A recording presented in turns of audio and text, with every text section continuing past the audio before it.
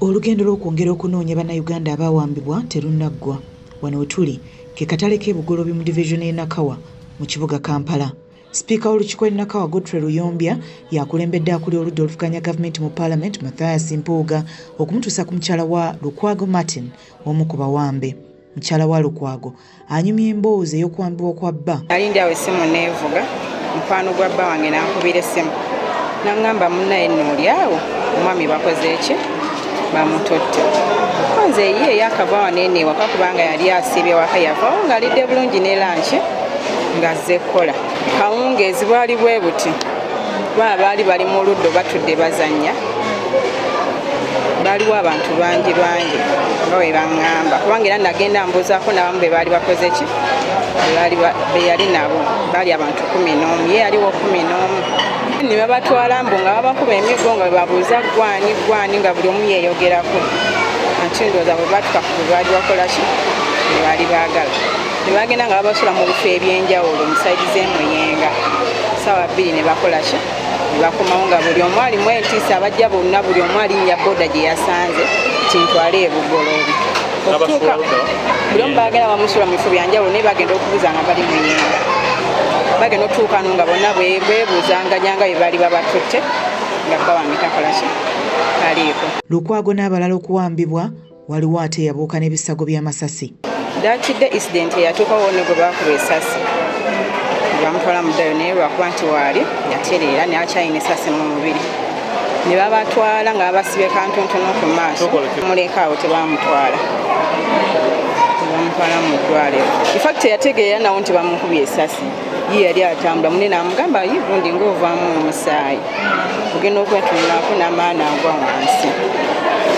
Ekyamukubya babagamba tewabaawo mbu asituka. Ye n'ayagala yimuka akole ki? Bamukuba. Simanyi kye kyamukuba. Atera okubeera muno naye kyakatana bakujja. Akola muno? Avuga booda. Omuyigo gwa bba. Omukyalo ono gumulabizza ebizibu nfofoolo. Tutambudde buli wamu tunoonyeza omusajja. Batufiira nako ne ku ssente mbuli atugamba mbu amanyi waali ayagala akakadde kamuwa twebutwe musajja. Tusonda ssente twamanye tumukola akabadde kubanga tetwamuwa zonna. Twamuwako ekino tumugamba jangu ono ne balansi tukuwe ki ssente. Kubanga nze yayita ndabanko ne mugamba nze mukyala w'oyo omwami watugambye gwomanyi waali jangu kuwe balansi wo kuba nange njagala kukulaba gwe yagambye omanyi bange ki kati ne tumukwata. Ya ne tumutwala ku poliisi. Ekikwasa ennaku baŋŋamba mbu nze mbawe ssente ezongerayo omusajja ki ku Jinja Road. Ya nimbagamba ate nze nkwate ssente ezongerayo musibe ate nga nze nkutte omusibe yanziba.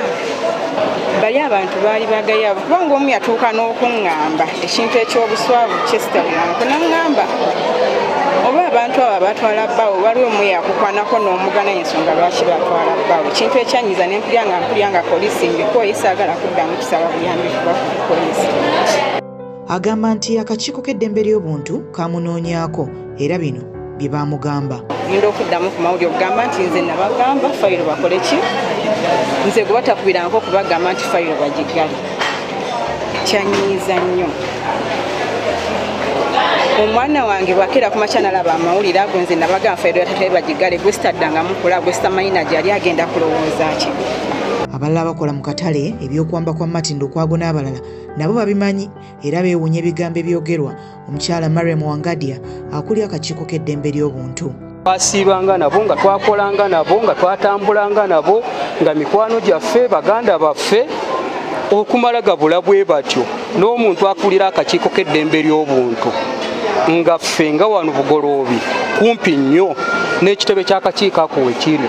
Waakiri bandibadde bagamba nti bba bali okumpi tukoze tutya okukakasa ne bajja wano Bugoloobi ne babuuza nti bo bano bo gye bali baaliyo baabula.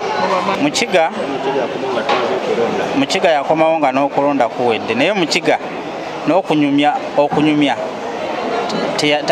talina bingi bye yanyumya kubanga yagambanga kimu mu ndeke.